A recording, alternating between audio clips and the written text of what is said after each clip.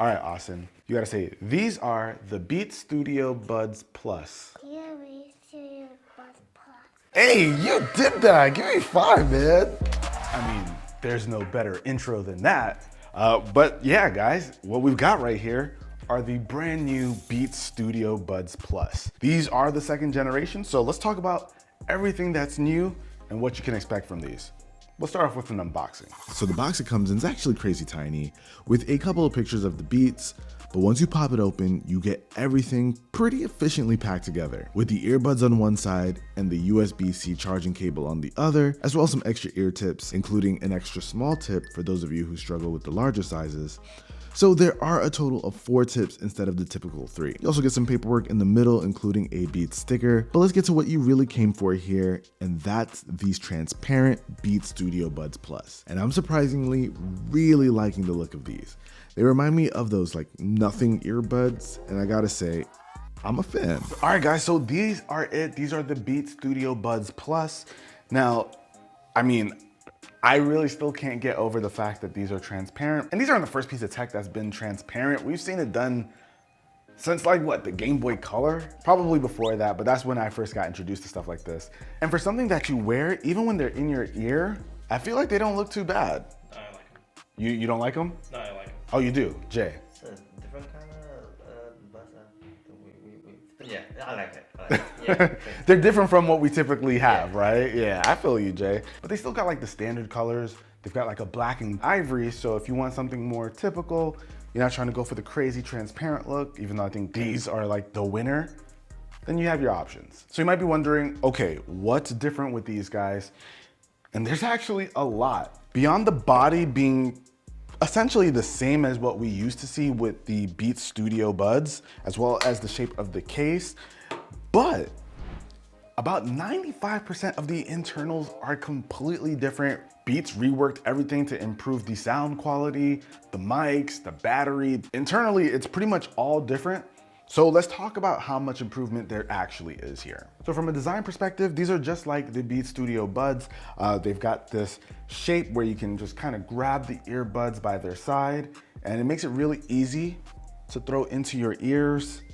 I personally really like how functional these little stem, or not even a stem, this hump kind of is. It makes it really easy in terms of adjusting it, removing it. It's just a nice functional piece, but on the look side of things, pretty subjective. Me personally, I don't think these look bad in the ears. All right, so there are like 5 areas where we're gonna see this thing shine. First being compatibility. So one thing that's nice is that these don't have like Apple's H1 chip.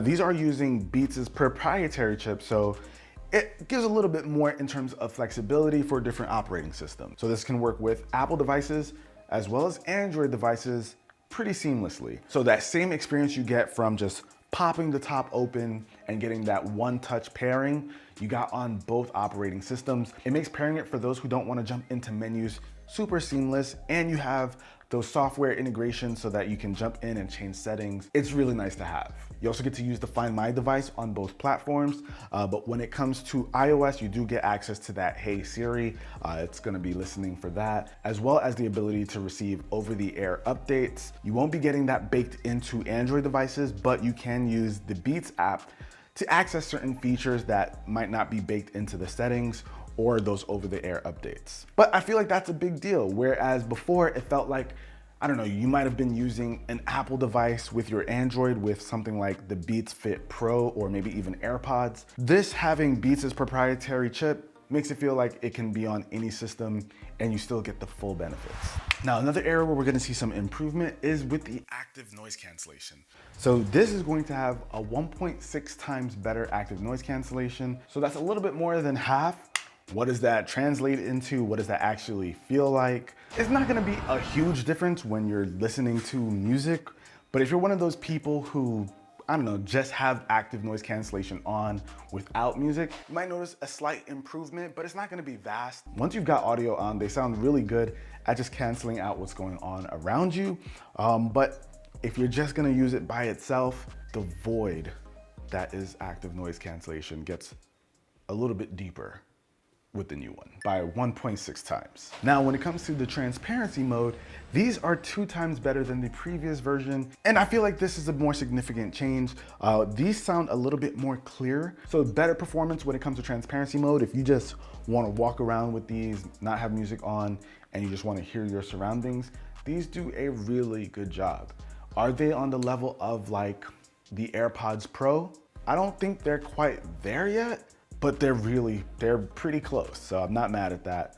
Anybody using transparency mode here is gonna be pretty happy. Now they've also upgraded the microphones on these and use a noise learning algorithm to kind of cancel out some of the stuff going on around you. So we're gonna just put that to the test and you guys be the judges. So what you're hearing right now is the microphone quality of the original Beats Studio Buds. And this right here is the audio quality that you'll get from the new Beats Studio Buds Plus. Now, I didn't have much to complain about in terms of the audio with the Beats Studio Buds, but with these, I am hearing punchier bass. The low end sounds a bit more prominent than it did previously, and previously it sounded pretty good. But with these, I'm definitely getting a little bit more thump. But what I'm happy about is that it's not muddy. It sounds like a pretty balanced sound. And I think that's something Beats improved on a long time ago, providing like that balanced sound while still having like that really punchy bass. Before, people would say it was like super muddy. Not the experience here. Vocals sound super crisp. So I think with most genres of music, you should feel pretty comfortable with these. For me, anything with hip hop has sounded pretty good, but I like to venture out and listen to some pretty wild genres out there, and I honestly have no complaints. Like, I'm listening to this random Pokemon song, I'm not even gonna lie, and it sounds like an orchestra. If you like Pokemon, give this album a listen. Braxton Burks, he did his thing. It sounds like a Disney movie. I threw some wild things at this, and so far, no complaints. But there's another area that's improved, and I'm actually quite surprised about. So the battery life has gotten quite a bit better. So now we are getting 9 hours of battery life on a single charge, which is up there with some of like the heavyweights. Like I think not the Beats, is it the Beats Fit Pros? Or no, that's the new one. The Power Beats. Yeah. One car using Yeah, there's so many Beats that I've gone through, man. But the Power Beats were like the champ when it came to battery life. I think those are 9 hours. And we've got 9 hours here with these tiny earbuds. So that's a really good job. And you get an additional, I think you get a total of 36, and with an additional 27 from the charging case. That's good. That's really good when it comes to a pair of truly wireless earbuds, especially it's not the big hook design, which can, carry some more battery. These can do it. And of course it has fast charging. So 5 minutes of charging will give you an extra hour of listening. So if you want to quickly charge before your commute, you can go ahead and do that. So some really nice improvements compared to the previous generation. I think the previous generation maxed out at 27 hours on a full charge with the case. These were getting up to 36. So lots of good stuff. Now some little bits that I do like about these, they improved the button on the side. So I don't know about you guys, but for me, I got quite a few accidental presses with this design. Like every time I went to take it out or I tried to interact with it, maybe even adjust the way it was sitting in my ear, I would accidentally press the B.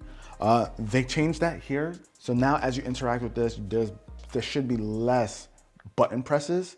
And even with me messing around with it right now, I'm not accidentally pressing it like I would have with the previous generation. So if you had that issue before, they fixed it. Now, in terms of pricing, these are gonna be $169.99. So they sit right between the previous version, which was $149.99, and the Beats Fit Pro, which are $199.99.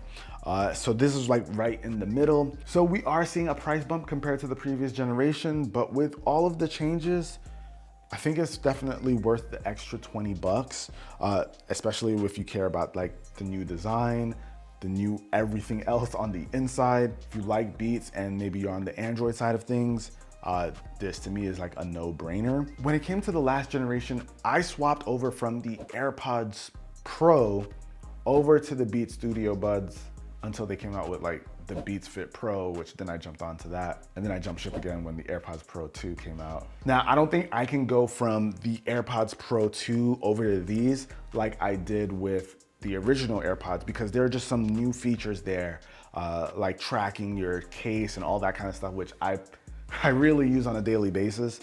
So I don't think I can make the leap myself. So if you're coming from the AirPods Pro 2 or something, I don't know if these are gonna be the ones you wanna jump onto. Like I said in previous videos, if I'm going to jump ship, it's probably going to be for like the Beats Fit Pro 2, if that ever comes out, and it has like the cool AirPods Pro features. But for these, I think if you're not looking for any of those specific Apple features, this is going to be an easy buy. I think the real winners here are going to be Android users. There's a lot of good with these. I'm a fan, and with this price point, it's not a bad deal considering some of the best Android earbuds like the Sony WH-1000X are quite a bit more money. But that about wraps it up for this video, guys. Hopefully you enjoyed it. If you did, be the cool guy, girl that gives this video a thumbs up. And hopefully one day we see Beats Fit Pro 2.